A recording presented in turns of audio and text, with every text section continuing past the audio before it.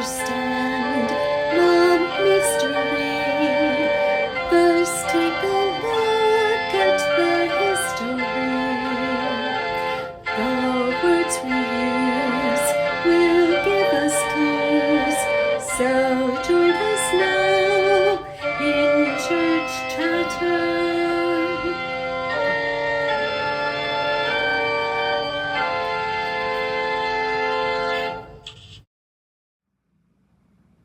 Hi everyone, welcome to the Church Chatter podcast where we unpack a different church word or phrase each week. I'm Dillon, I'm an ELCA Lutheran pastor. I'm Sam, I study Christian language and culture. In today's episode 44, also, I converted Dillon to the wild side. It is not... Fall mugs. We pulled out our ghost mugs. Samantha had hers last week. August 1st. Because I think August is fall. Well, August is not fall. However, actually, can we talk about this very quickly? Yeah. So, fall is interesting because it comes towards the end of September. So, I always call September and March bridge months because they include both the seasons. Is that your hot take? I get really so September and March you can have the best of both worlds because you can live in summer but embrace the fall. March you can kind of have the tail ends of winter but think about spring. Yeah. All right. Anyways, just letting you, as my wife would say, you all know. August? What, as your wife would say? What would I say? You say y'all. Oh, I say y'all. Yeah. Even though she's not from Texas. I was born and raised above the Mason-Dixon. Oh, yeah. But I'll tell you why I say y'all, and then we're going to jump into it. I say y'all because I had a friend who went to the University of Texas, and I visited once when I was like 19, and they said y'all down there, and I loved it because up here we say you guys. Or yous. And use is a very Schuylkill County thing. I don't say use. People around here where we live do. I'm not from around here. Western PA, where my dad's family is from, they say yins. I never got that either. Where I was raised, we say you guys. And I hated that because as a professor, there would be like men and women in my classes and you guys. So I adapted when I was 19 or 20, y'all. And it just stuck and I say it a lot. Yes, March and September are bridge months. Yes, they're bridge months. And just remember that the first day of fall falls on our wedding anniversary each year, and that means that fall is September. We got married on the first day of fall, but it is not always the first day of fall. No, that's true. It juggles between the day of our anniversary and the next day. Yeah. It goes this between... This is the longest intro in the world. Okay. Yes. We're done with that? We're done with that. Okay, What are we talking about today? Episode 40, did I say 44? Because I meant 45. No, 45, I think you said. I think I said 44, but I meant 45. Today we are doing the 10 Commandments, and here's why. It's very culturally relevant because if you haven't heard, in June of this year, in June of 2025, the governor of Texas has signed, I think it's Senate Bill 10 into law, which requires every Texas public school classroom to have the 10 Commandments hanging. 16 by 20 or larger. It has to be readable. There's all kinds of like specific things, right? And this comes into effect in September of 2025. And the Supreme Court upheld the Texas decision to put it in? Yeah. The U.S. Supreme Court upheld it. Yeah. Which... As a Christian, it makes me sick. I'm going to talk about why. I think it's awful. Yeah. And it goes against a lot of constitutional interpretation. It goes against a lot of federal precedent in terms of case law. Yeah. Let's slow down. We're getting ahead of ourselves. My candle's been lit all day, so we've got our candle lit. Got my notes. I colored them with crayon because I was coloring with my children today. So let's talk about the 10 Commandments. We're going to cover a lot of ground as quickly as possible, but I just want to start with, this is problematic for a lot of reasons, and we can get into it. But the first reason is, whose 10 Commandments? There are multiple Abrahamic religions that have the Torah, that have the Old Testament, that have the Pentateuch, whatever you want to call it, right? That have the laws, instructions of Moses, right? Mhm. And there are many versions. So let's start there. There's many versions of the Ten Commandments, right? So, Do you mean many versions or many ways that they're like organized? well, I think both of those things. I'm calling them versions. Okay. I'm not saying there's like different commandments necessarily, but I am saying that the version that has been approved to be in every Texas public school classroom is a typical Protestant version, is what we could call it. Right? Well, because I'm a Protestant, I'm a Lutheran. It's not my version. It's not a Lutheran version. Right. So that's interesting. And we can just kind of, well, let's talk about it. So there, if you look at Exodus chapter 20, verses 2 through 17, and Deuteronomy chapter 5, 6 through 21, that's where you can find these. Mm-hmm. And there are some variations there. Yeah, there's some variations. Yes. So just biblically, there's some variations about how they are laid Well, out. there's a little bit of a variation if you read the Exodus passage, and then you read the passage from Deuteronomy. They're the same commandments, but they're organized a little differently, and they have a little bit of a different tweak on wording and how they're interpreted. Also, wording. If you read different translations, they're different, right? Right, and something that we have to remember also that. Well, I don't want to steal your thunder. I don't know where. What were you gonna say? Just for our viewing and listening audience, remember that the Ten Commandments are steeped within Judaism, the Jewish tradition. And over time, and I'll leave it at this for right now, but over time, not only does this come out of Judaism, the Jewish tradition, but also the Ten Commandments or the 10 laws or the covenant between God and Israel, the people of Israel, the Israelites. It's something that has been interpreted through something called the Talmudic tradition, which is rabbis over time, teachers like pastors in the Christian tradition, rabbis over time, interpreting what do the Ten Commandments mean? What does the covenant mean? This is not just, oh, here's the Ten Commandments and you need to follow them. This is what it is. There is a multitude of Talmudic, it's called, interpretation. Yes, and Jews combine the first and second commandment, right? Catholics and Lutherans like us, I want to say Augustinian tradition, right? Yeah. So we combine the first two commandments. Yeah. And then we split the last commandment into two, right? Yeah. I know I'm really simplifying here because I don't want to just like get caught up here. There's so much you could say just about the different versions, but it's important to note that anytime we talk about anything Christian being in schools, the first question that brings up so many questions and problems is whose Christianity? Right. Right? All right, and keep talking. I'm gonna grab something. I'm gonna step off screen here. It has been decided not Catholic, not Orthodox, not Lutheran, not Jewish, which is where Ten Commandments, like the Ten Commandments belong first and foremost to the Israelites in the wilderness, which I'm for sure going to talk about. Are you sure about that? I'm just joking. Whenever we decide this is the version, we are exposing who has the power, what Christians are pushing this forward, right? So there's that. Did you want to add something before I move on? Because I'm really excited. I just think. Is that for later? Yeah, that's for later. All right. Oops. So here. Careful. Oh, I'm sorry. Okay. The Ten Commandments is like the thesis of everything I want to say. The Ten Commandments is about empire. It is about empire. It is about power. It is about liberation. Just like all of Christianity, just like all of Judaism. So I'm just going to, again, be looking at my notes. If I'm looking down, that's why. Because I want to stay organized and be as succinct as possible.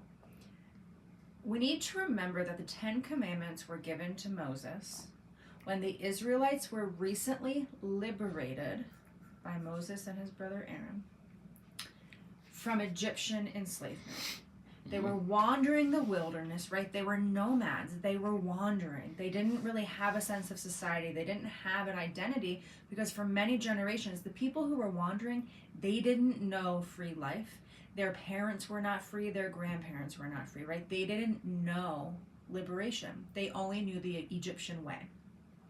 So the Ten Commandments is about liberation. And if you read in the Bible, you can see that it begins not with commandment number 1 is blah, blah, blah. It begins with essentially God is saying, I'm paraphrasing here, but God is saying, hey, what's up? I'm God. I'm the one who freed you, right? In a more formal way, what it says is, I am the Lord your God, and I have liberated you from blah, blah, blah, blah, right? Well, and have no other gods. Right, and then it kind of bleeds into, right? But that's how it starts. It And you have to starts read with the declaration of, I liberated you. Yeah. I'm on your side. I'm on the side of the oppressed, right? That's how it begins. Sometimes, sometimes I struggle with this, but sometimes the Bible will talk about God being a jealous God. And if you look at that at face value, you think, oof, God, that's gross when you're told not to be jealous, things. But when you look at it in context of the Ten Commandments in the Jewish tradition, you see that God desires so deeply to be a part of these people's lives, to be in relationship with them. And so the first commandment, that I am the Lord your God and have no other gods before me, is again them coming out of Egypt where there was so much going on to distract them, to tell them to do other things. They were falling apart. They were enslaved.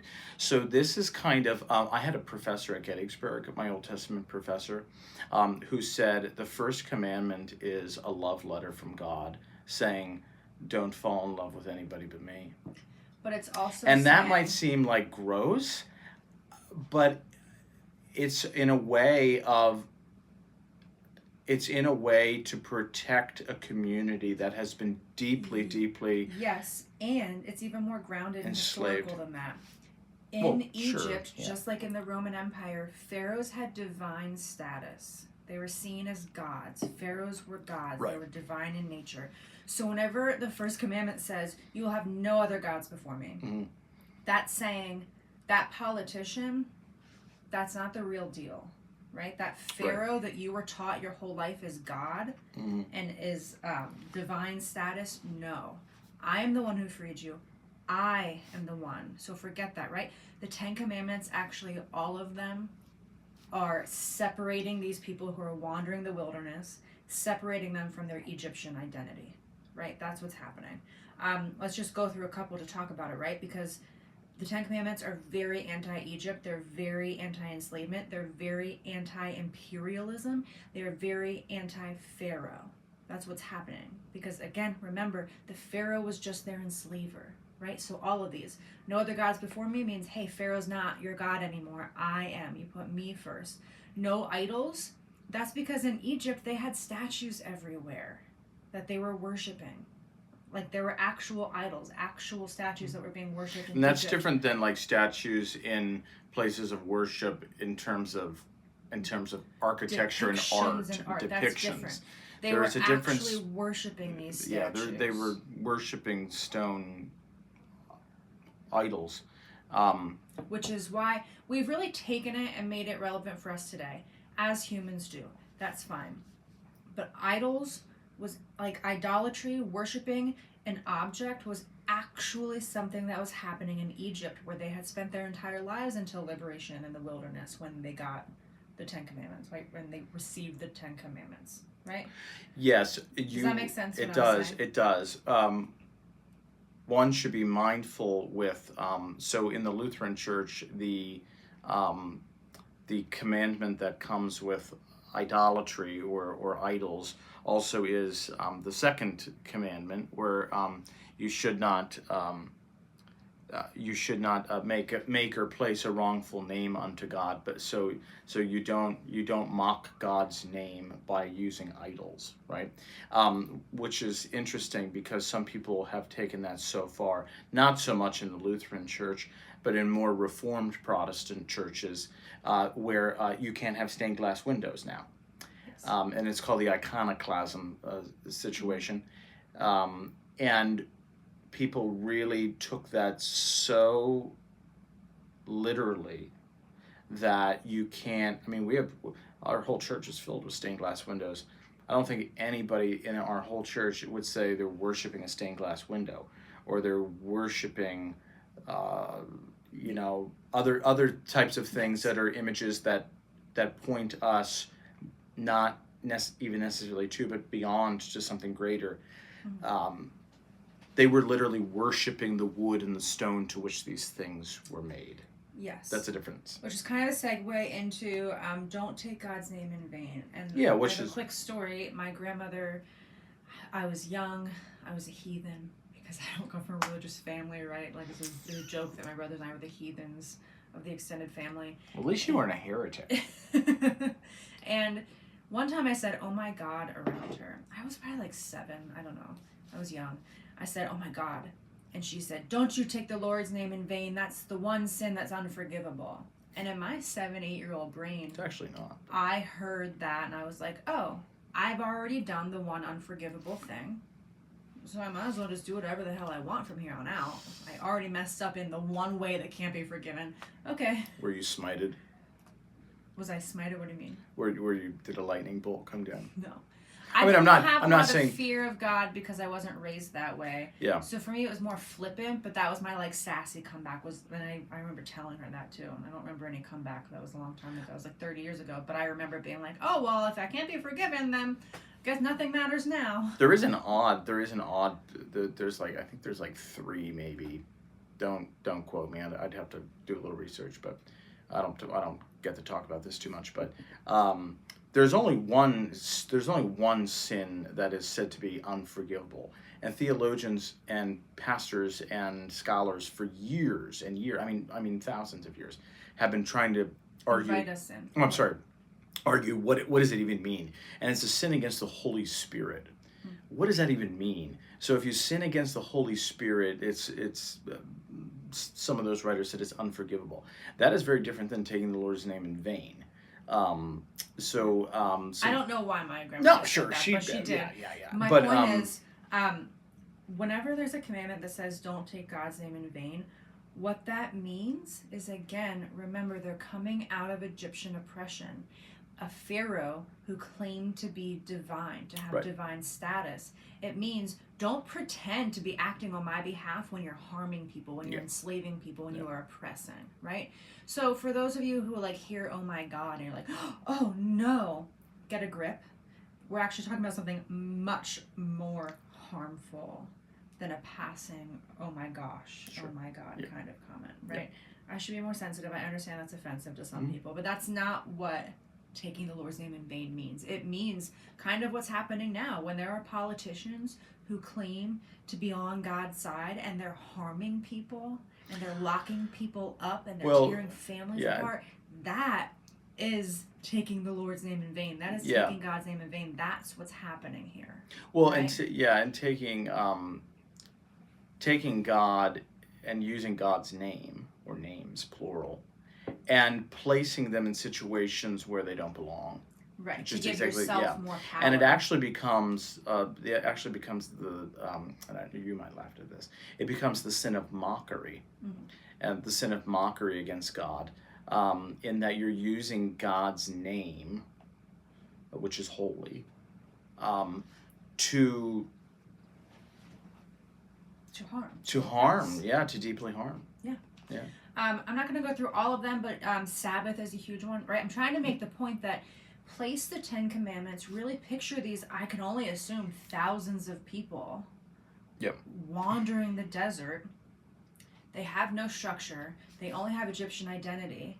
And Moses, in collaboration with God, is trying to figure out how are we, I mean, you don't have to, I said this before on this podcast, and Dillon knows this, you don't have to tell people who aren't murdering each other, thou shalt not murder, right? I can only imagine they're slaughtering each other. They're getting in fights. They're lying. They're stealing. They're not resting because they only know enslavement, right? So there's one, remember the Sabbath. keep the Sabbath day holy. In other words, practice the Sabbath, which is to rest every 7 days. Why? Because what good is liberation if you're not experiencing it, right? If you're only going to keep on working anyway, you might as well be enslaved. And us living under a capitalistic regime, we better remember that too. What good is our freedom if we're just going to keep working, right? Dillon and I actually have pretty little tolerance for people whenever they're like, oh, I'm just so busy and just working, where it's like, we understand having to pay the bills. But at some level, this is the life you're creating for yourself. I usually have pretty little sympathy where it's like, yeah, all of us are, but you can create your own kind of Sabbath. Even if it's half a day, Sure. like, you can do it. You can live into it, with few exceptions, right? But, like... This is also, so the Ten Commandments, also many scholars, both Jewish and Christian, to a lesser extent, some Muslim, but to a lesser extent, see the Ten Commandments as also a very fragmented community that was coming out of enslavement, out of Egypt, out of the Exodus. And when you see those passages in the book of Exodus and the book of Deuteronomy, a lot of people have seen the Ten Commandments as kind of a blueprint also to unify kind of a fragmented and frustrated community. So you see these things in the invitation to honor and respect and worship one God, not fragmenting people between different factions, but focusing on one central God. Also, not little idols here and there that distract, and not using the name of God to defame like the Pharaoh was doing, but to focus on the rightful holy name of the one God. Focusing on Sabbath is not something just you do individually. It's a communal effort. Honoring... And Jews do it so well. Yeah. They come together, they have the candles, they have the meal, right? Yeah. The preparation, all of it. They do it so well. Yeah, Sabbath is not just like, I'm going to sit here by myself. No, it's a communal practice. Yes. And even like the old traditional language of respecting your mother or father. Not everyone has a mother and father. We could talk about that. But respecting one's parents or caregivers is kind of unifying these greater family units to kind of move forward. Just like you said, you don't need a law against not murdering someone if murder wasn't going on. Kind of pointing. If stealing wasn't going on, that's one of them. You wouldn't need it. Laws exist because somebody did it. Yeah. In the first People place. were clearly committing adultery. So that's one of them. Well, the last one I want to talk about is coveting, which you know is one of my favorite. I love bearing false witness. Yeah. That's a that's big a good one these days. I like coveting. Well, it always has been. Not But... that I like coveting. I like... Wow. Tell me more. I love to covet. All right. I like the commandment to not covet, because coveting is something, sometimes we think of the commandments as like, you did this, you need to be punished. I actually don't even like calling it law. Another appropriate and valid translation of that Hebrew word is instruction. And that just feels, for me, and listen, everybody has their unique theology. For me, I don't, as Dillon, as my spouse knows, if somebody's like, this is the law and you must follow it, I have a rebellious nature that was really suppressed till I was about 17 or 18 years old, and then it was just like, whoosh, it just came over me. But I can't stand the idea of like being, I need a gentler hand. So this like what do you like? What language do you like? Like, I don't like calling the commandments law. Another just as valid. If you're like the law, right? Where if it just has all these cultural implications. If you can't tell, I'm very sensitive to language, which is why we have this podcast. That's why I study Christian language. I have issues with a lot of the language because it just hits me in a weird way for a lot of complicated or simple reasons. But I like instruction, which is equally as valid, and some people do translate it that way. God's instruction. There's still an obedience to it. There's still hearing to it, like listening to it. But it's not this like, if you do this, then there is direct punishment. This is the instruction. If you heard children, it's bedtime and they're playing in their room. You have a comeback. No, I like instruction because it is very instructional. But the way the Hebrew, or the way the Jewish tradition, I'll say, has traditionally looked at it, and some Christian traditions as well. But Judaism is very, very focused on what is known as a covenantal relationship. And if you think of the word covenant, people might think like, oh, that's an old churchy word, right? And it is to some extent. Add that to our list. But covenant is very, very important, because covenant is not about, so sometimes people will loosely call the Ten Commandments the Ten Covenants. Not that they're separate, they're together, but it's a covenant, which is a covenant like a contract or a relationship that I like the word contract. that you enter into. It's God inviting you as both an individual but also as a community to come into a covenantal relationship. This idea of covenant that comes out of Judaism, specifically with the Ten Commandments, but other things, is also interesting because Christians start to pick up on this covenantal Jewish language in terms of baptism and how God unites God's relationship with us through baptism. And so when I think of the Ten Commandments, when I teach the Ten Commandments in catechism class, which I'll talk a little bit about in a little while, I talk about these 10 tenets, or these 10 instructions, or these 10 things. This is a covenant, an invitation, a contract between God and the community, between God and the individual. That is much less of a thing instead of 10 commandments. God from on high telling you, or 10 rules. Or law. The reason I don't like Or law law. is because the way we think about law, like our legal system now, is if you don't do this, then this will happen. Yeah, but that's not what the feels Ten... like a transaction. Yeah, but which is the why Ten... I like instructions. I like contract too, of like, here's our arrangement together. So it's interesting. If we get to it, we'll get to it. If not, but here's an interesting thing. We might talk about Hammurabi's Code, which comes out of ancient... I'm going to speed through what I have. Okay, which comes out of ancient Babylon. There are a lot of overlaps, and there might even be some things that have helped out of the Ten Commandments. We can talk about that. Here's an interesting thing, though. The Hammurabi Code that comes out of Babylon is something I could really talk a lot about on Hammurabi. We're going to get there. Don't give too much. I was just going to say something that the Ten Commandments don't do, unlike the Hammurabi's Code, is say, if you do this, then this will happen. Right. We don't. It's not threatening. So that's my point. It's not. The Ten Commandments are not threatening. That's my point. So hold on. So covet. This challenges greed and desire, which is an inner thing. You can't see it.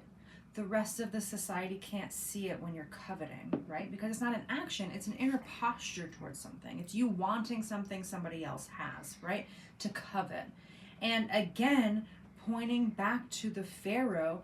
Why did the Pharaoh need enslaved labor? Because he was building elaborate things that weren't needed, considering there was oppression among them, just as we do today in our own nation, right? In our own communities, which is like a much more complicated topic. Oh, right, for another day. but still.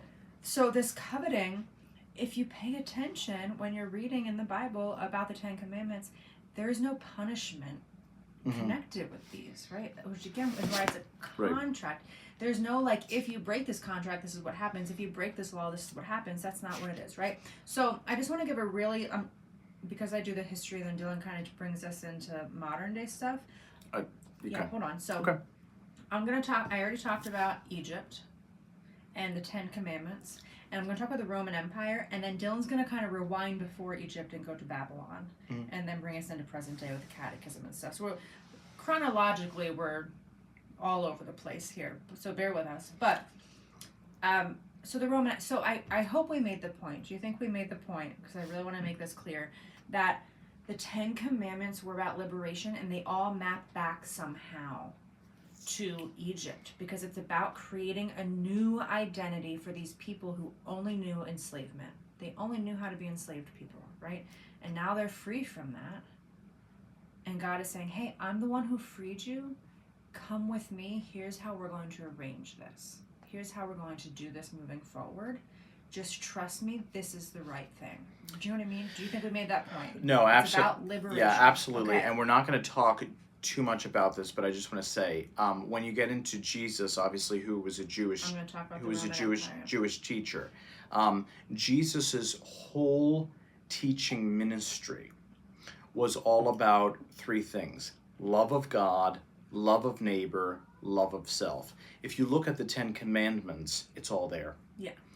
It's just distilled. it's all there. He is succinctly taking 10 tenets and drawing them into 3. Yes.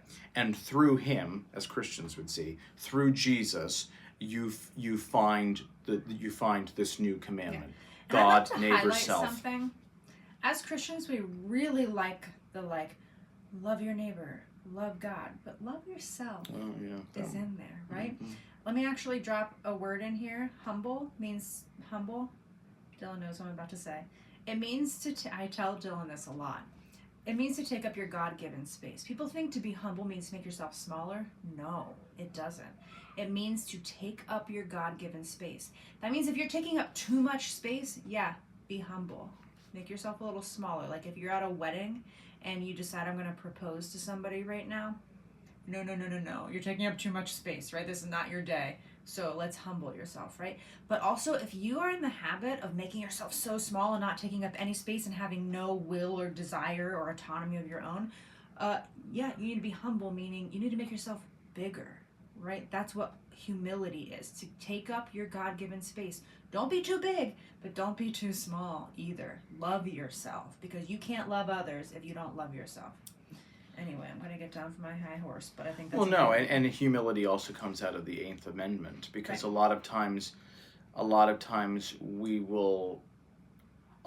we'll talk about others. We'll actually bear false witness against them, and we'll kind of either not talk about ourselves at all because we think we're horrible people, or we'll talk about ourselves too much, and talk about other people in a bad way. Mm-hmm. That all falls under the Eighth Commandment Eighth Commandment of not bearing false witness, which we're all guilty of.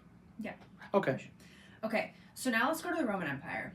Fast forward, Jesus is born. Well, no, fast forward, before Jesus is born, Roman Empire conquers the Jerusalem world, the Judea world, the Galilee, that whole area, right? And Jesus is born. He is born into Roman occupation, meaning in his little town of Nazareth and surrounding areas, there are Roman soldiers marching. Like, imagine if you walked outside your house and there's just foreign soldiers who conquered our land and they're walking out there, right? This is no small thing. This is a big deal. So he was taught the Torah as a good, he was a Jewish rabbi, but as a good Jew, right? He was taught the Torah. The 10 Commandments are part of this.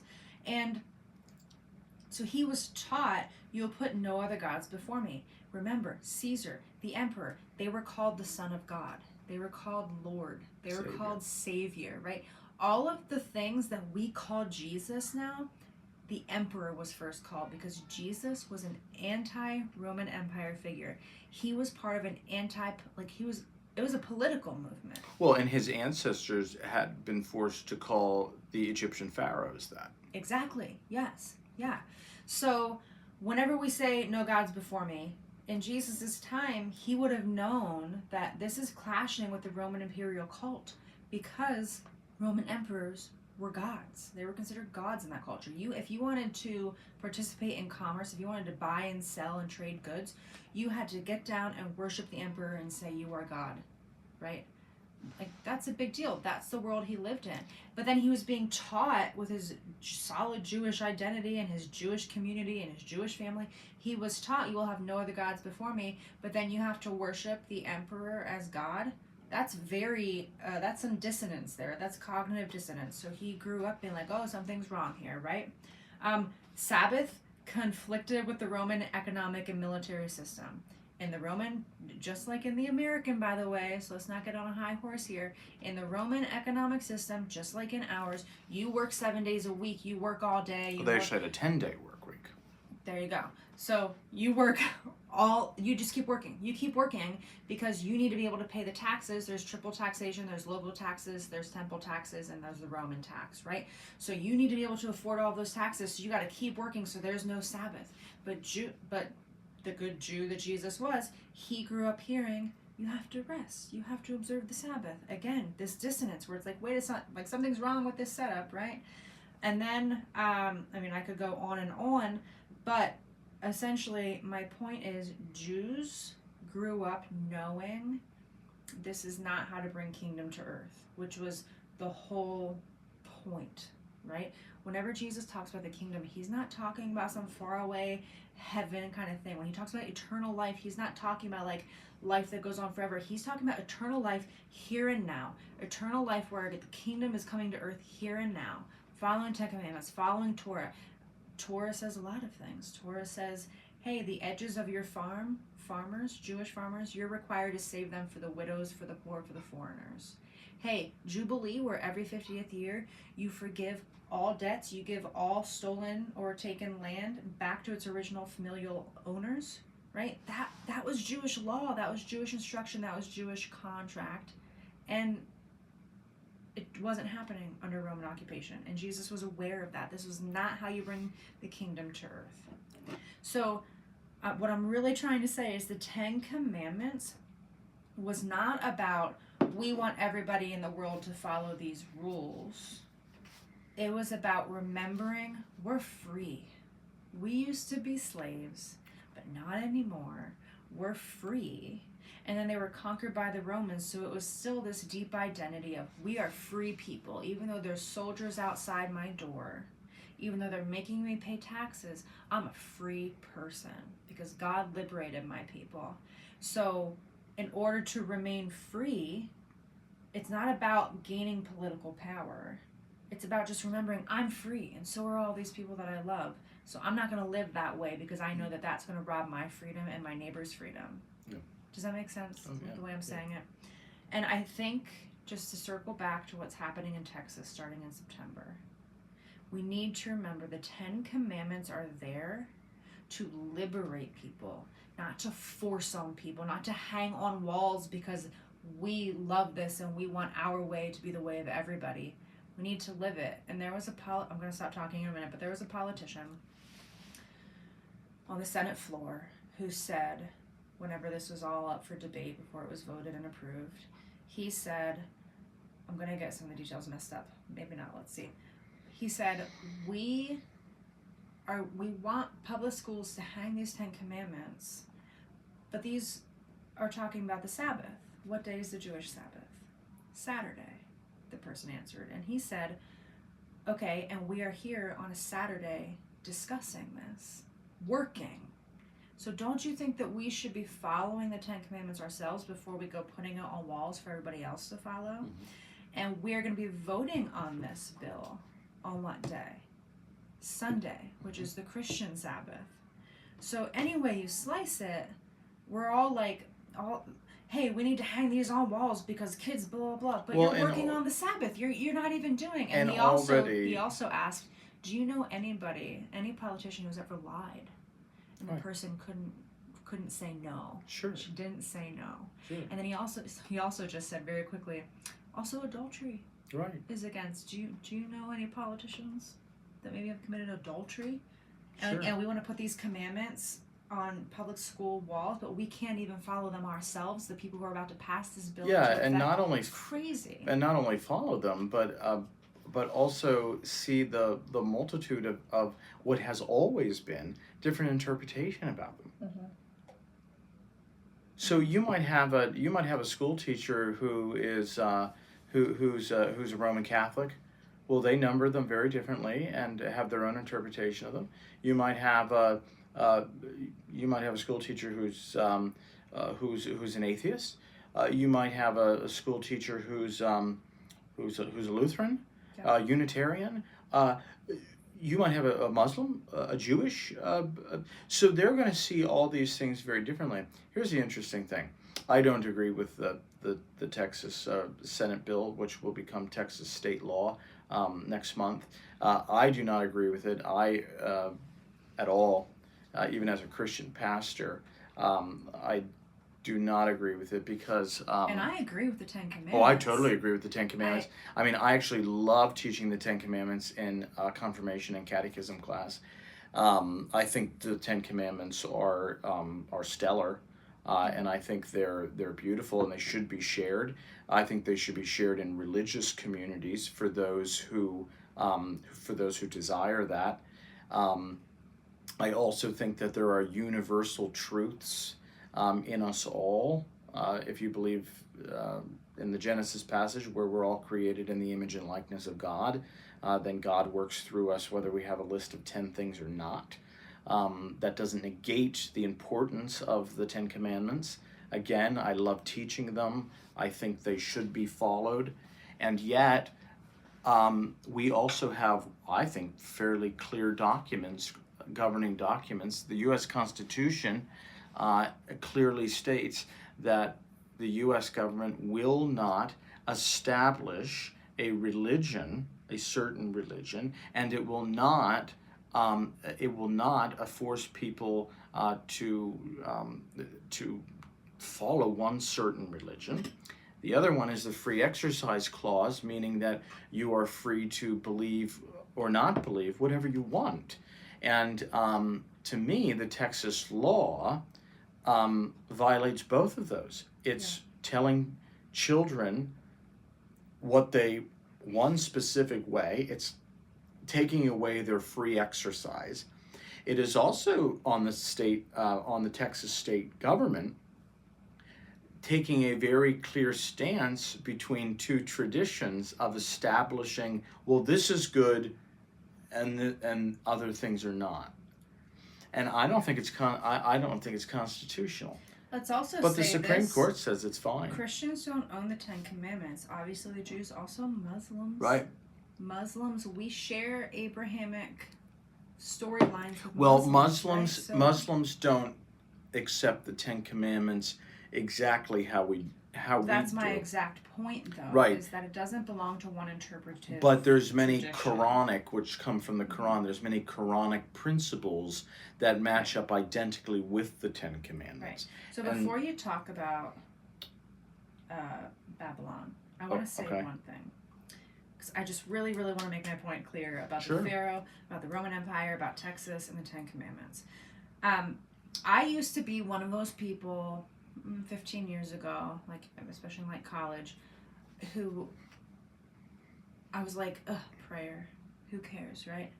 But now the past like 7 to 10 years, everything counts. As Richard Rohr would say, everything belongs. Every thought that we have, every prayer that we pray, out loud or inside of us, every attitude that we have, every judgment that we have, every good thing that we think, all of it counts for something. It's all in the swirly mix that is reality that we're co-creating together as people with divine, whatever, right? We get to make it. Like when I hear people say like, oh, it's just how it is. No, we get to make it. And we make it when we go out and act, and that is important, right?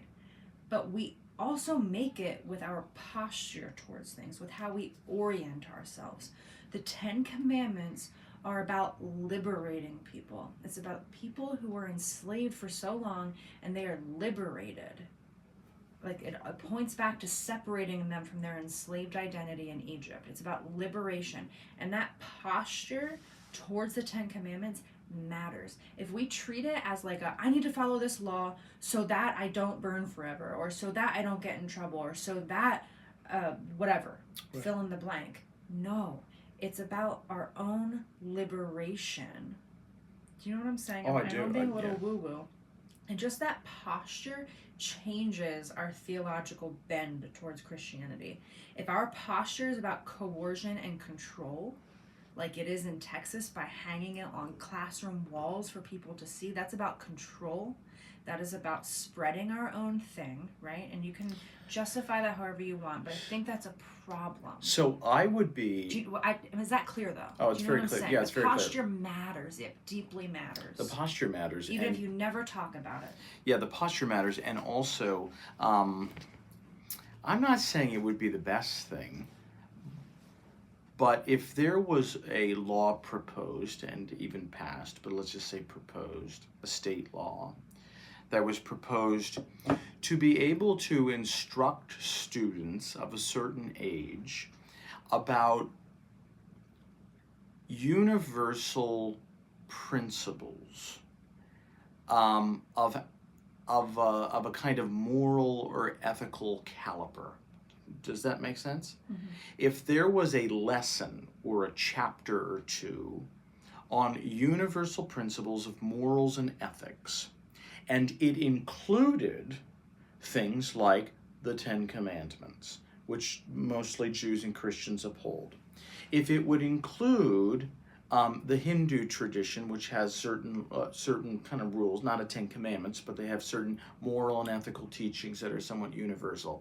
If it would include Buddhist principles, if it would include Quranic, Islamic principles of moral and ethic, if it was inclusive and religiously pluralistic, I would actually, as a Christian pastor, I would get very much on board with something like that. I'm not saying that would be the best thing, but I could get on board because I think in these places, picking one is also not bridging, which we should be doing, but creating divides, saying one's better than the other, where you have a diversity of different people, students who are sitting in a room. Yes. One of the biggest problems that we have in this world is interreligious division and war. If we would be able to understand these different communities much more so and be able to see actually the similarities and the differences, that could be a very deeply healthy yes. Can lesson. I complicate it for you though? Oh, no. I'm sure you can complicate it, but I already know it's complicated. So we're already at 46 minutes, but I don't really Okay. care. I want to keep going because I think this is important. Okay. I like complicating things further, but I don't need a resolution. I don't need an easy fix. So let's complicate it further. One of my favorite books, it is called Don't Sleep, There Are Snakes. It's by an anthropologist named Dillon Epler. Don't Sleep, There Are Snakes. So he was actually a Christian missionary. He was trying to spread the Christian faith. So he went to the Amazon with this kind of tribal community, and he wanted to spread the Christian faith. And he realized he was trying to teach them to read so that they could read the Bible. And he realized very quickly, and he gave up on the mission, and he just became an anthropologist doing his job.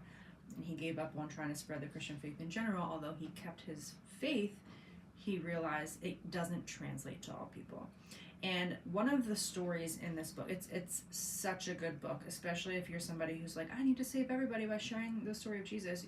This book makes the case that you can't. Some people, our brain and the culture are the same. Our brain is a cultural organ, which I say all the time. Our brain is a cultural organ. It is shaped by the culture we live in, So there's this one story, there's countless in the book, but there's one story where a baby is born, and I don't remember the details, but it's something like the mother's not producing enough breast milk or something like that, or the baby won't eat it or something, and they know the baby's going to die. And this anthropologist says, don't worry, I can get you medicine, I just need a couple days, or whatever it is. And he needs to get on a boat, and he needs to go, because he lives in the Western world. He understands that there's medicine, I can fix whatever, something with the baby, some health problem, I don't know. And they weren't in the practice of mothers sharing milk because they wanted their babies to survive in this tribe, right? So he left, or he went to bed or something like that, and he got up, and they had drowned the baby. And he was devastated. Like, it was a newborn baby. This man, this anthropologist, was devastated. He went to the mother, and even the mother said it had to be done because they couldn't conceptualize that medicine could save the baby, and they knew this baby is going to die, so either they're going to suffer or I kill it. And that had happened all the time. This was not the first time it happened. They even did it with adults who were aging. They did it with people who were sick. They would drown people. They would kill people. And these were not violent tribal people in the Amazon. They were tribal, but they weren't violent people. it was just in their culture, and nobody cried about it. Nobody some was people would upset. call There that a wasn't mercy killing. Yes, there wasn't even really grief around it, although in our culture we wrestle with this concept of mercy killing. For them, including the mother who loved their baby, he was surprised that, like, there's not really grief around it. It's not like, it's like another day. It's very strange. But it was just like, no, this is what needed to be done. This baby was going to die anyway. There was no saving it, no going back, even though this man, like, pleaded the night before, saying, like, no, I can save this baby, trust me. And they're like, no. So they killed the baby, which makes the point that, like, to us, we're like, no, killing is wrong. No. Let it play out. Let it suffer and see what happens. Who knows? But to them, it was so point blank. No, you killed the baby. Like, somebody with their bare hands took this baby, put it in the river, the There lake, might be whatever. children. There might be children. Listening, yeah. But still, this is what happened. So, well, when I upload these on YouTube, I always put no, not for kids. Oh, okay. And Right, on right. Spotify right, or whatever, okay. if we talk about things, I put explicit content. I didn't mean so to- if they look at that, Yeah. at this point, they might know that maybe this isn't a kid podcast all Sorry. the time. But I think that complicates it, because while Sure. I sometimes believe that 10 Commandments and things that are right and wrong, as some Christians would say, is written on our heart, right? It's like we just know. In fact, we're actually wired. If I volunteer or help somebody, I get spikes of chemicals in my body and nervous system that make me feel good. The big question is that research can't positively answer is how much of that is because I was raised in a culture where we value helping others. Versus in that culture, they were fine after murdering a newborn baby. I shouldn't even say murdering, just mercy killing this newborn baby, because in their culture, because our brain and our bodies are cultural things and we're shaped by our culture, it was not wrong. So thou shalt not kill is not always just inherent. Can you see how that's relevant? It's complicated. The human condition is complicated. Yes, I can say that. I'm probably more of a colonialist when it comes to that, but I do I do. And yet, I'm if you aware. come from people who have seen babies suffer and starve to death Sure, over and over again, absolutely. it's like, no, this is what we do here. Yeah. To them, it was like a no-brainer. This is just what we do. Sure. It's what we've always done. It's what my parents did. It's what my grandparents Right. did. It's what my It's whole the family part of does. the practice. This is what we do. Yeah. Well, it is Interesting. It's no, just it is complicated. totally interesting. I mean, I think of the story that's recorded is Moses received the 10 Commandments from God on Mount Sinai, and sometimes also called Mount Horeb, and one of the 10 Commandments is do not murder. Well, the very person who God gave the 10 Commandments to was a murderer. Do you remember when we first started going to church, and my two big things were because I read the whole Bible the whole way through, and I didn't understand any of it, but the two parts that stuck out to me. Number one, Moses was a murderer. It starts with him like burying a body or something. Like, this is crazy. Well, think about how Genesis starts. Yes. You have Cain and Abel. you have you have yes. The second thing is God hardened Pharaoh's heart. I remember being in Bible studies with Dillon at St. Paul's, one of our favorite churches ever, in Enola, and I was so hung up. Do you remember that? I do. I spent like 10 minutes at one hour session being like, why in the world would God harden Pharaoh's heart? Now the way I make sense of it is because God chooses the side. Like, God chooses sides, and it's not the side of Pharaoh. It's not the side of the oppressor. It's not the side. Well, that's because of the Walter person in Brueggemann charge. got to you. Yes, he sure did. Okay, can you talk about Babylon, Hammurabi Code? Sure. Also, just a small little note, sometimes the 10 Commandments are known as the Decalogue. What do you mean? So dec is 10. So dec is 10, and log means laws, or a log of things. And so in some traditions, including the Christian tradition, which also includes the Lutheran tradition, it is sometimes known as the Decalogue. Interesting. Okay. Interestingly enough, what a lot of biblical scholars and theologians have found over the course of studying the books of Exodus and the books of Deuteronomy in the Old Testament or the Hebrew Scriptures, is that it looks like these. It looks like this list of 10 things, or the 10 commandments, or the covenant between God and Israel, is close to some other kind of codes or legal codes that were found in the ancient world. Yes. So the 10 Commandments are not something necessarily totally unique. And so studying other ancient biblical kingdoms and empires and in the Jewish community, we see that there's some overlaps. So for Judaism and the ancient Israelites, we have the 10 Commandments. And again, as I said, Moses goes up onto Mount Sinai. God speaks to him. Tablets are made. I'm going to give the Cliff Note version here. Moses goes up to the mountain. He has a moment with God on Mount Sinai. God gives him the stone tablets to which the commandments are written on. Interestingly enough, there's two different traditions.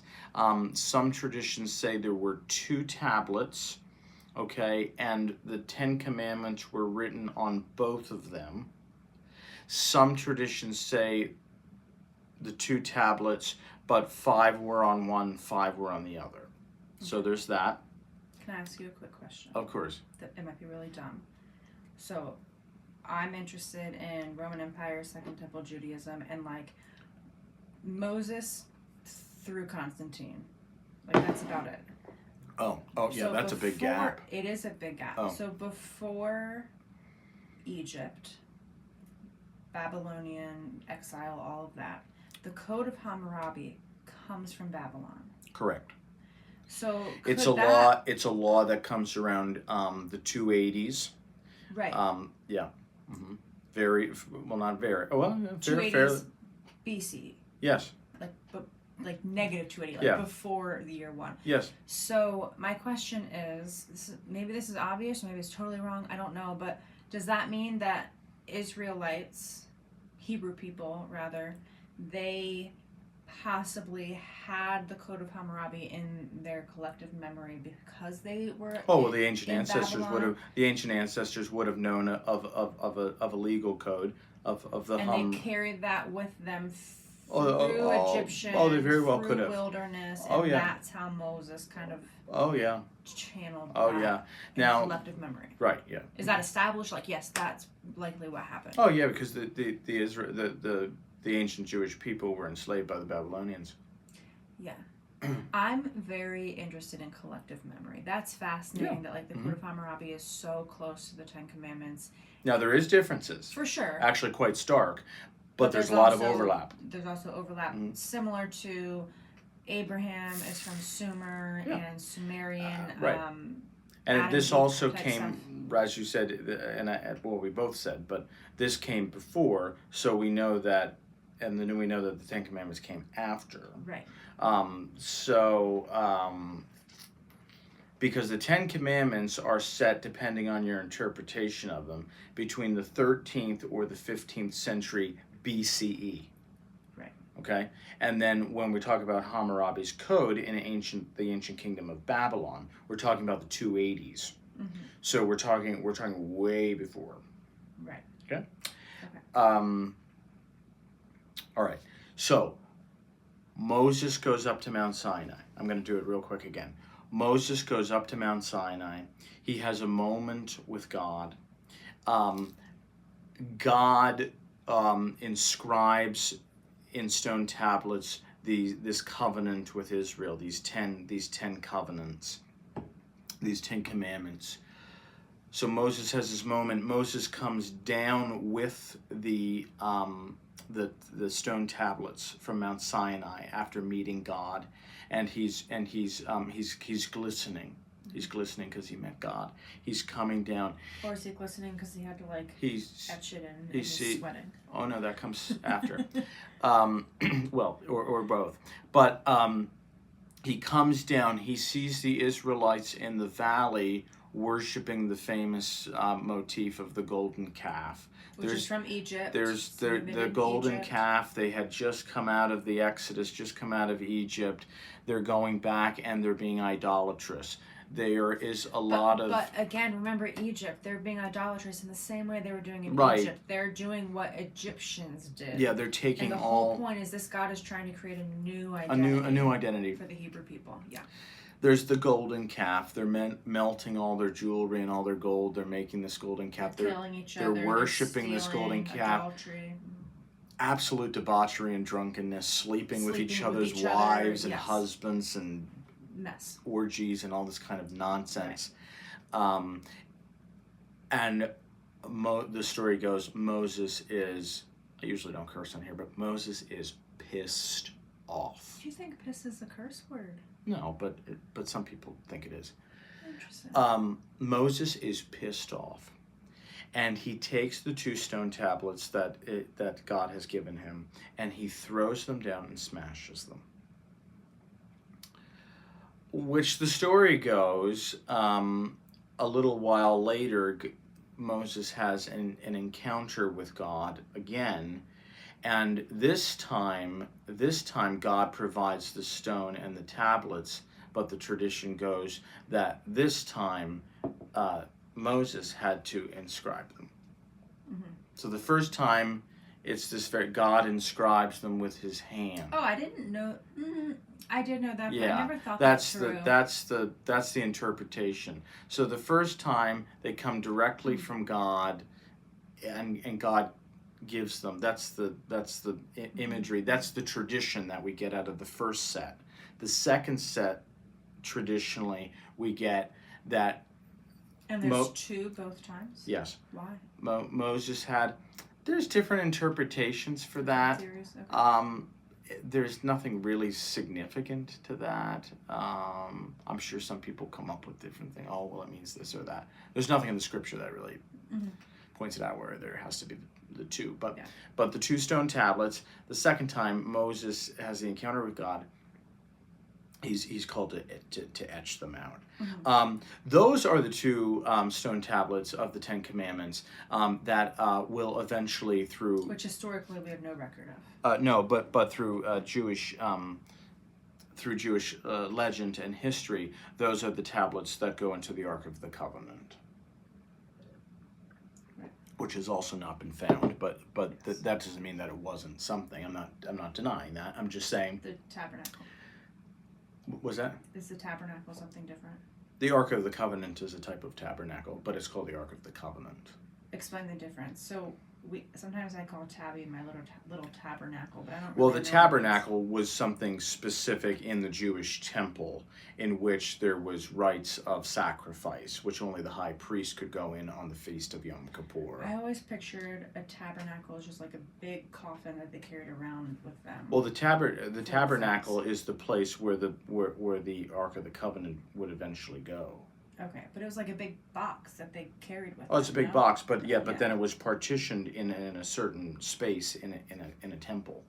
Okay, but they carried it with them from place to place. Yes, but the tabernacle was not the tabernacle as its own space in the temple comes after the Ark of the Covenant. Because remember, they're journeying through as sojourners. Mm-hmm.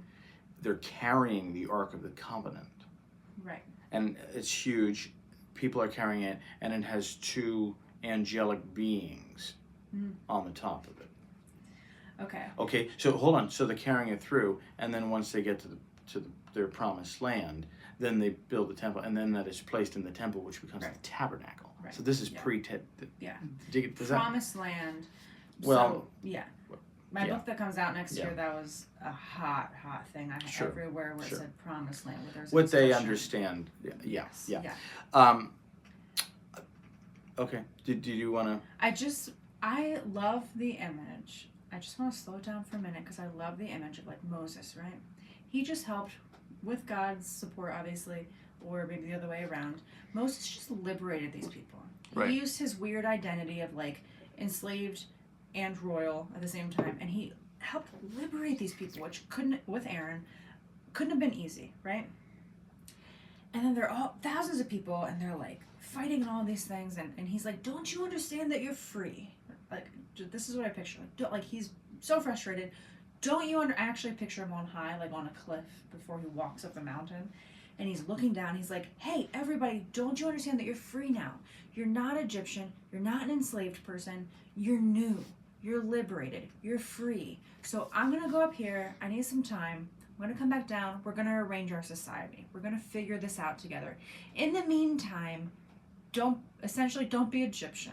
The Pharaoh's not God. Right. You don't need statues, golden calves, and all these things. Don't do what the Egyptians did. We're going to make a new life. He goes away. He comes back, and then he sees them killing each other, sleeping with each other's spouses or partners. I say spouses because I don't know what marriage looked like in this time. Very different. Very Right. different. It's just a hot mess. They're lying to each other. They're killing each other. They're melting all their stuff so that they can make these golden calves like they did in Egypt. Or they're stealing people's food. They're stealing people's food. Yeah. People are starving. Like just conflict, fighting, just blah blah. And Moses is like, what did I tell you? You're not Egyptian. But then I also think about, again, because we are cultural beings, if I was ripped from my life right now and put somewhere else and said, we're starting all over, I would bring what I know, which is this life, which is capitalism, which is democracy, which is Christianity, which is all the things that I've been given. I would take that and be like, yeah, this is human. What's that joke? There was a fisherman, and they said to the fish, hey, how's the water? And the fish said, what's water? Because the fish doesn't know it's swimming in water. It's just reality. It's the same thing with culture. Culture is the water. It's like we don't think it's culture. We just think this is how it is. No, we're actually swimming in a certain culture. Anyway, I like that image of like Moses being pissed off of like, what are you doing? Right. And he's like, so no wonder he throws the tablets down. Like, Sure. What are you doing? Yeah. I love that. Yeah. So I'm thinking about weird. So there's these parallels between the Jewish Ten Commandments and the Babylonian Code of Hammurabi. Now, King Hammurabi was an actual Babylonian king, and the Code of Hammurabi was similar to the Ten Commandments in that it was etched in stone tablets. So there's an interesting parallel there. The Code of Hammurabi was for the citizens of Babylon, which is interesting. It did not necessarily include enslaved people, which was interesting. And the Code of Hammurabi was given to King Hammurabi from Shamash, and Shamash was the Babylonian Babylonian god of justice. So there's this divine. Okay, so God gives it to Moses. Shamash gives it to King Hammurabi. So there's those parallels there. But for the most part, what differentiates the two, even though there's so many parallels, is that Hammurabi's code was pretty much strictly for civil and criminal law. It was a civil document. It was not a religious and cultural document. So it took care of property and contracts and justice and punishment. Where you see the overlaps between the two is it includes do not murder, do not steal, do not bear false witness, and honor your parents or caregivers. Those are the parallels in terms of the tenets.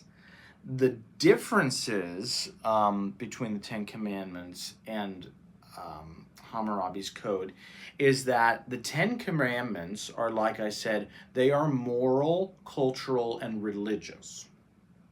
It's pretty straightforward there. Mm-hmm. Hammurabi is more secular and it's a criminal code. Yeah, criminals go in for it. Yeah. The Ten Commandments are about a right relationship with God and neighbor. And Hammurabi's Code is about regulations for commerce, trade. Hammurabi Code is the one where they say eye for an eye, yes, tooth for a tooth. Yeah. And when Jesus says, you've heard it said, eye for an eye, eye for an eye. That would have been collective ancestral understanding. Yes, and when Yeah. Jesus is talking about it, it is meant not saying you must take an eye for an eye, No. but he's limiting, saying, hey, how about our punishments match the crime? If somebody steals, we don't kill them. Like, Right. slow down, right? He's actually It was speaking meant to- against Yes, and Hammurabi's he was saying, you've heard or it these ancient. because it was eye for an eye, tooth for a tooth, yada yada. But people were taking that meaning like, oh well, we have to do this, like as if it's like this is the bare minimum punishment. And Jesus was saying, no, that is the maximum punishment you could do, is like make it match the crime. Like stop going over and beyond with your punishments here. Yeah. Anyway, side tangent. Keep going. No, so yeah, so Ten Commandments, relationship between God and neighbor. Hammurabi, again, contracts, punishment, property, trade, commerce type of stuff. The Ten Commandments are what's known as apodictic, and that means that it is something that tells you you shall not do something. You shall not steal.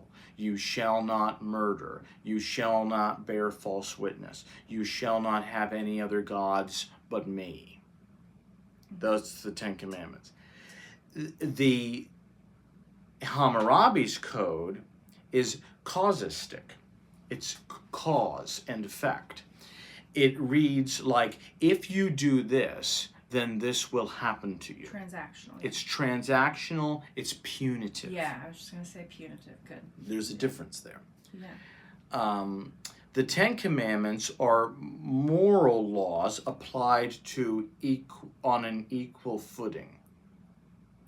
Everyone gets the same thing. I think have I seen the Ten Commandments in a courtroom before? Oh yeah, Yeah. that's yeah. That's commonplace, or it just Well, depends? in the early days, it So was I've been in commonplace. courtrooms, not for myself, just so you all know, but I've been in courtrooms, many courtrooms, and I've seen the Ten Commandments hanging, but not always. Yeah, I have. yeah. U.S. courtrooms. Well, yeah, and I'm going to talk about that a little bit. Okay. Okay. I mean, yeah. Yeah. Yeah. So, Ten Commandments, you shall not.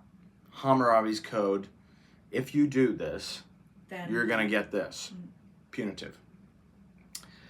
I think I missed this. No, yeah, so, and then the Ten Commandments they're morally applicable on an equal footing. Everyone is getting the same treatment. Okay, Hammurabi's Code, that is not the case. That has been made very clear. Hammurabi's Code has a strict hierarchy of justice, and there is a lot of classism in there. So there's different punishments for like nobles and aristocrats, and other punishments for the enslaved. Yeah. So it's not equal. Yeah. And then the last thing is that the Ten Commandments is a relationship between, is kind of this relational moral authority. So it's about God and God's authority, but through this relational way. Okay, Hammurabi's Code, It's giving guidance. Yeah, the Ten Commandments is being given to a community, but also an individual. It's a relationship between God and the community and the individual. It's relationality. Well, if you look at most, Sabbath is done in community. You don't Right. just go off on your own. Right. Doing it. Lying is something you do to someone else. Murdering is something you do to someone Right, else. and Coveting is something you want what Right. someone else has, right? You can't commit many of these you know what I mean? sure, no. You can't break these commandments without being in broken relationship with someone else, which means if you follow these commandments, it will have you be in whole relationship with other people, and therefore whole relationship with God. And by the way, there's a reason why in liturgical churches we share the peace be with you, before communion, Yeah. because you cannot commune with God if you are not at peace with your neighbors. Correct. It's the same thing. Correct. You cannot be in right relationship with God if you are not following the instructions of the commandments, because it's about being in right relationship with people. Right, right. The side on the Hammurabi's Code, in terms of that, it's not about the relationship between God and neighbor and God and the individual. Hammurabi's Code is about the relationship that God, Shamash in particular, gives legitimacy to an earthly king, and through that earthly king, God executes God's law. So it is given to a king, and the king executes God's law. It's not about a relationship between God and the community. It's a relationship between God and the monarch. Yeah. So however, so there is stark differences between the Ten Commandments Yes. and Hammurabi's Code. There is also stark parallels. Yeah.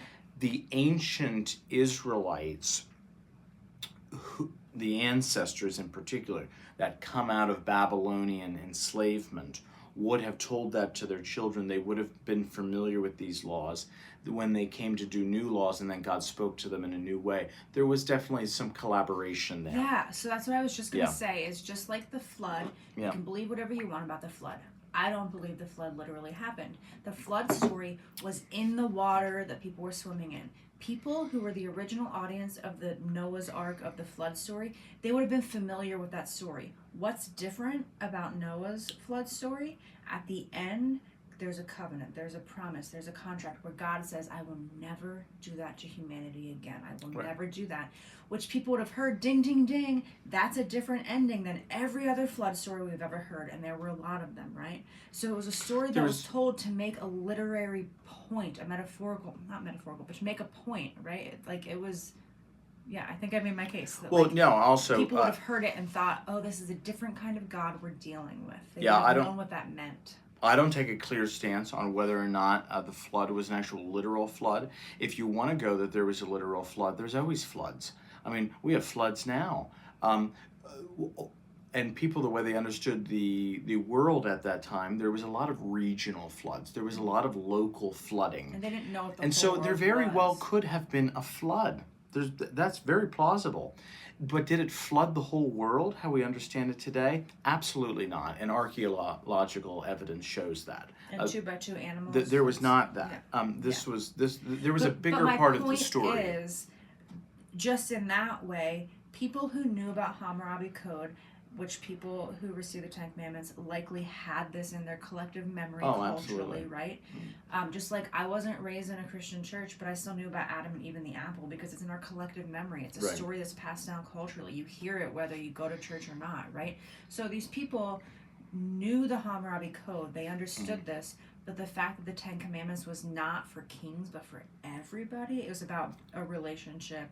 About I struggle with that word too, but it was about relationship. It was about Embrace a contract. It was about this communion between divine and human. That was different than the Hammurabi Code. So again, very, very different. You're taking the story and you're changing the ending to make a point that you're dealing with a different kind of God here. You're dealing with a God who doesn't enslave you, but liberates you from enslavement. And that's different. That's unheard of. That's Right. The Jews were doing a new thing, which is actually revolutionary. Anyway. Right. Anything else you have to add? Just that, so if you were to look at, moving a little bit beyond the tradition of Judaism and into the Christian tradition, I'm not going to say all, but most Christian traditions, especially in the Western tradition, so the Western Christian traditions would include the Roman Catholic Church, the Lutheran Church, the Anglican Church, which also includes the Episcopal Church, and Reformed Church. Includes or is? Well, it is. Anglican So or Anglican Episcopal, or Episcopal is the same thing. Sometimes interchanging Anglican and Episcopal depending on where you're at. Episcopal to me feels like the American term, Yes, and Anglican feels like the English kind of term. general, yeah. But then, and the Reformed traditions, which would be like UCC and Presbyterian, they all have what's called official catechisms. Right here, there is this red book. It is the Lutheran Book of... Move it down and over. It is the Lutheran Book of Worship, and if you open it to the back, you will see it says the Small Catechism. And I am required as a pastor to instruct adolescents. So those are children between 12, 13, that's the first year, and then 13, 14, the next year. It's a 2-year program. And Because the Bible was never meant to be read alone. correct. The catechism was created because nobody has been instructed to go and, I shouldn't say nobody, some people are instructed, but throughout history it wasn't, you open the Bible and you start reading and suddenly it just makes sense. No, there have always been, even in the Jewish tradition before They have Christianity, Hebrew school. Yes, Jesus didn't just read what was the Bible for them, right? There were supporting documents to help them understand how our tradition interprets this, and that's what the catechism is. So the catechism, so whether you're in the Roman Catholic Church, whether you're in the Anglican Episcopal Church, whether you're in the Lutheran Church or one of the Reformed churches, if you're in one of those like 4 Western traditions, your church will have a catechism. Our church, the Lutheran Church, has the small and large catechisms, and the large catechism is for older people who are older. We're at an hour 20, just Okay, small catechism is for children who are either teenagers or younger. And one of the interesting things is that all, if not most, Western catechisms include teachings on the 10 Commandments. So I am required to teach people, young children in particular, the 10 Commandments, the Lord's Prayer, the Apostles' Creed, about the 2 sacraments, and about how to pray. We what are the 2 sacraments? We can expand upon other things, which I do because it's a 2-year program we have. We talk about a lot of other things, but those are the core things that I must Tell us what teach. the 2 sacraments are. The 2 sacraments are Holy Baptism and Holy Communion. Now, as Protestants, we have the 2 sacraments, baptism and communion. The Catholic Church has the 7 sacraments. Marriage. Maybe we should do a whole episode on sacraments. Write it down. They have Holy Baptism, Holy Communion. They also have confirmation is a sacrament. For us, it is a sacred rite. Sacrament comes from the word sacred. Sacred means to set aside or set apart. Yeah. So they have confirmation. They have a marriage as a sacrament. Holy orders. So if you're a priest, that is a sacrament. You enter into a sacramental relationship with God. Confession is a sacrament, and anointing the sick and the dying is a sacrament. I did not know that. Interesting. Mm-hmm. Okay. In the Bible, there is no specific number for the sacraments. That is purely through interpretation. Mm-hmm. Okay. Yeah. So We'll do a whole episode on most that Protestants have 2 sacraments.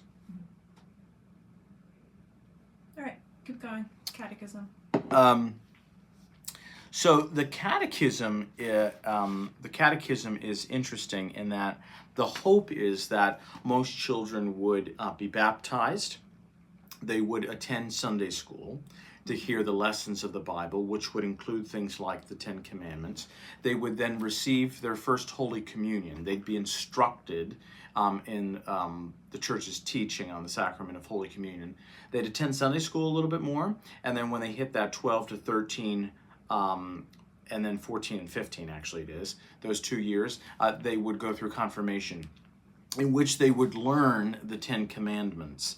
And they learn that through the catechism, but they also learn how to apply that to modern day life. They have examples, and we work through different scenarios and all that kind of stuff. And the beauty of a catechism, this is actually the whole book of worship, but the catechism is included in it, at least in the Lutheran Church, is, how do I want to say this? Like Samantha has said, the Jewish tradition has never done this. You go to synagogue and you worship God. You hear the readings, you hear the stories of the scriptures, you participate in the more textual or the more tangible things, such as seeing the lighting of candles and eating the Shabbat bread and drinking the Shabbat wine, which is not the same thing as communion. It is different, but there's tangible things, but also really hearing the stories. So you go and you worship, right? But that's not the end of it. You go and you, through interpretation, you hear the rabbi or you hear the pastor tell you about what do these stories mean? In the Christian tradition, what do the sacraments mean? What are the benefits of the sacraments? What is the benefit of the Sabbath, right? You're not going to get that by just going to church or going to synagogue. So it takes continued participation. And that comes through attending, for the Jewish people, something like Hebrew school. For the Christian tradition, it includes going to Sunday school and receiving the rite of confirmation, which comes via the catechism. And so the Bible is not to be read alone, necessarily. And if you're just like, this is not the Bible, but if you were to just open up the Bible and start reading with no history, with no context, with no religious understanding or background, with no Hebrew and Greek, no original languages of right. Hebrew and Greek and Aramaic, it's too much. So this is going to sound haughty, but the beauty of being a part of what is known as more established traditions, like the Catholic Church, like the Lutheran Church, the Anglican Church, the Reformed churches, is that they take their interpretations and their teachings on the Christian Bible and the Hebrew text very seriously, and they succinctly place it into something called a catechism.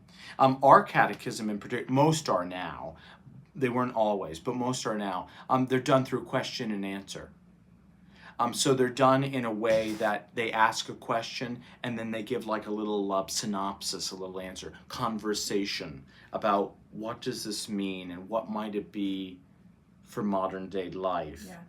Yeah. Hold on, I'm going to nerd out for 1 second. I know we're beyond. Catechisms and catechesis, like confirmation, that matters. Deeply matters. It deeply matters. So, since we've started going to the various churches we've been at, and most of my church experience has been, with the exception of like less than a year, has been Dillon's seminary journey. I've been along for the ride with Dillon, so my church experience has kind of been tailing there. Sorry. It happens. It's all right. However,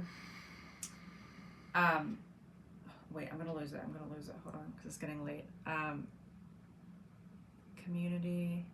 Oh, so I've had people, whenever we're at different churches, and now we're at a long-term church, so we don't plan on leaving for a while. I've had people who are new to church and they find out that I'm married to the pastor and that I wasn't raised in church, and they know that I have my doctorate and I study and write and research and all these things. I'm in the world of church history and the Bible and all these things. And they're like, well, how did you start? I've had like over 5 people ask me in the past 2 or 3 years, how did you start? How did you know this stuff? How did you do it?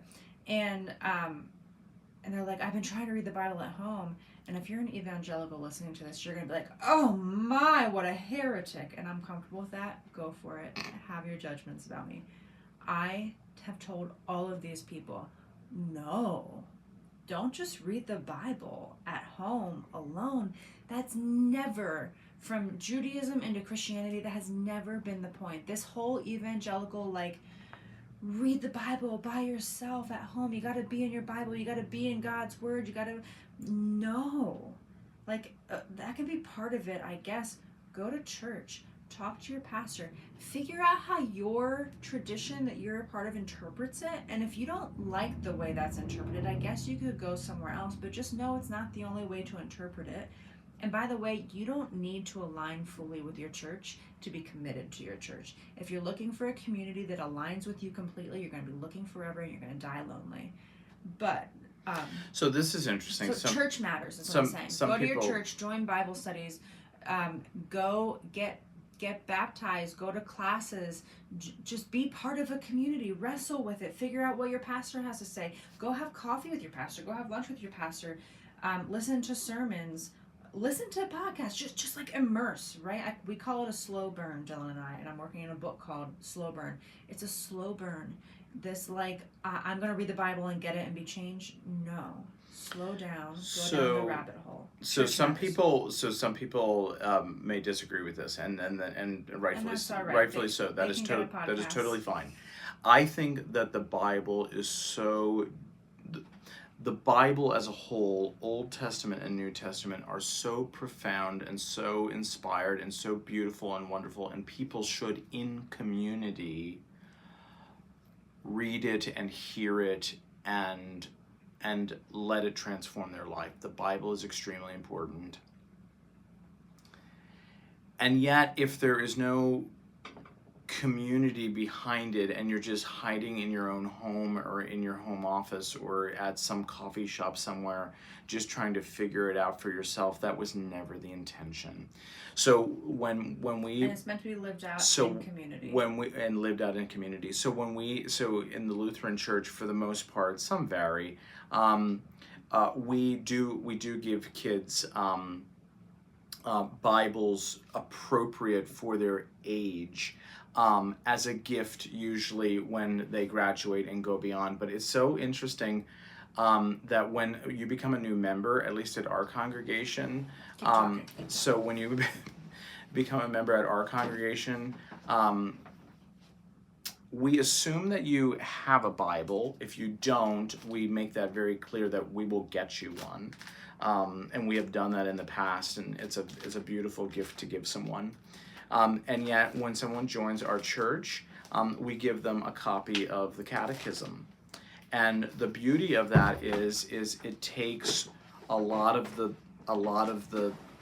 big things in both the Old and the New Testament, and it explains them in a way that can give you a good grounding and a good foundation, so that when you go to the things that are inside the house, which is the Bible, you kind of have a better footing.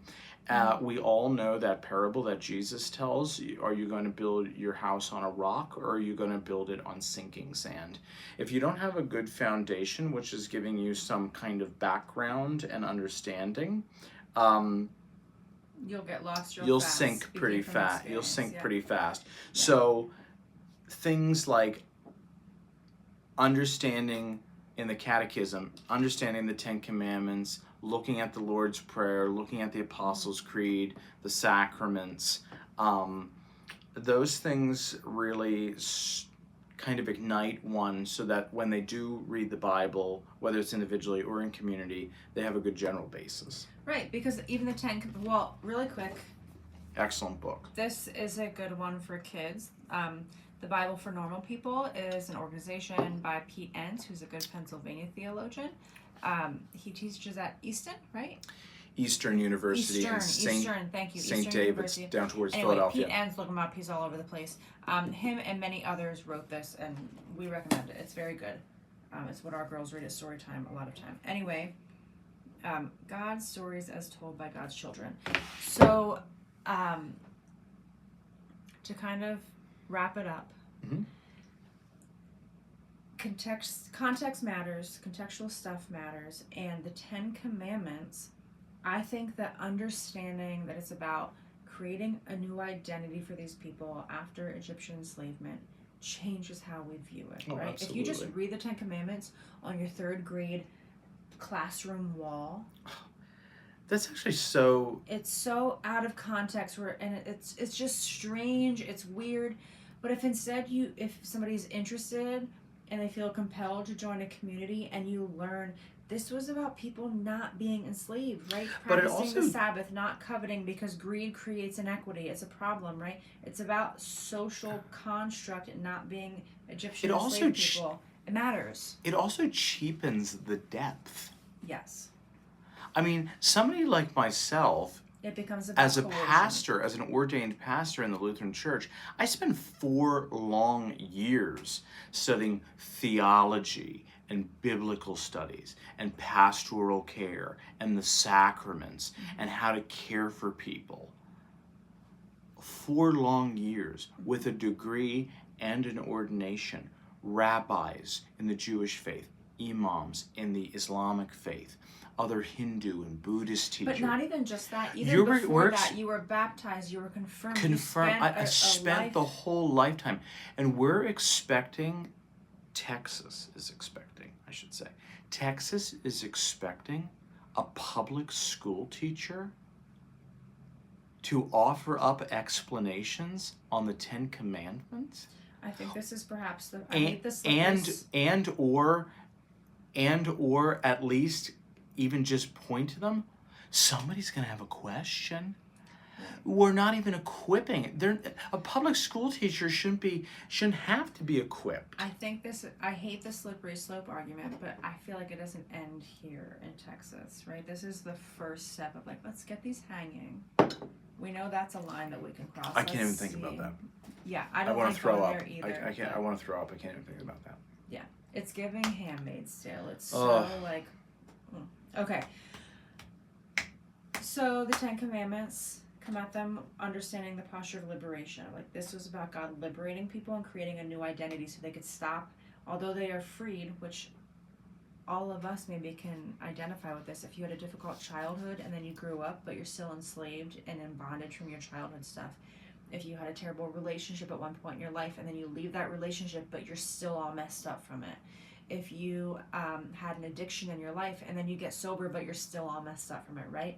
We all have experiences of being liberated from something, but not really living into the liberation. That's what the Ten Commandments are. It's about being liberated and actually feeling and living the liberation and being in right relationship, because you can't be liberated if you're not in right relationship with neighbor, with self, and with the divine. That's it. Anything else? No, I would just, Alright. yes, I would just say don't cheapen the Ten Commandments. They're a Don't beautiful, cheapen. beautiful gift that God has given us. And hanging them without context on a wall It's disgusting. is coercion and control. It's not about liberating others. And so with that, we should encourage you, as we always do, to stay curious.